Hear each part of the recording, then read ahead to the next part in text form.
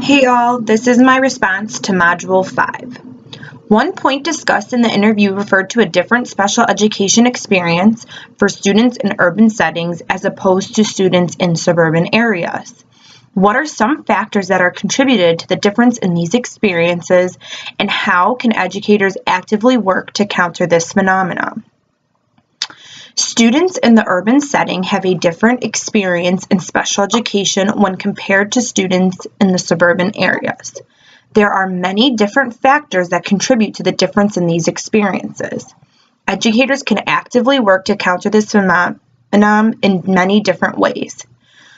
According to the audio, African Americans are placed in special education more often than any other culture or race of students. Often they are placed for the wrong reasons and necessarily shouldn't be in special education at all. One factor that contributes to the difference of urban students to suburban students in special education is putting the right students in the correct program to meet their particular needs. This relates to how the school is tracking their students. Schools are not taking the time to track and place the students in the correct spot to meet their needs. Instead, they are simply just placing them in special education. Schools are, according to the audio, African Americans are overrepresented because of the stigma attached to their race. With this stigma, schools are placing them in the wrong track of education. Another factor is taking the students out of a certain track that they are originally placed in and placing them into the correct one. Most times when African Americans are placed in the wrong place, they are normally segregated and never taken out.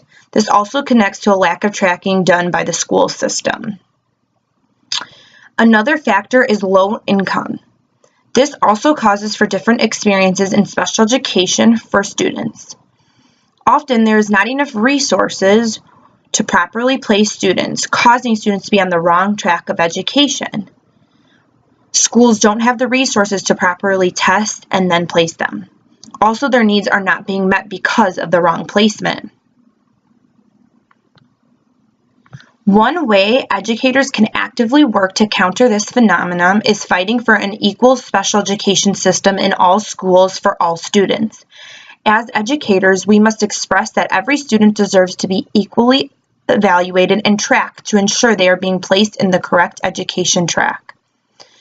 Another way educators can work actively is to get parents involved. By getting parents involved and educating them on the system, they can fight what their children need to be best supported in their education.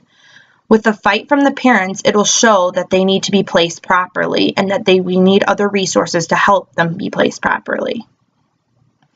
Also, educators need to ensure that there are ways for students to be gradually removed from the special education system if they are eligible to do so.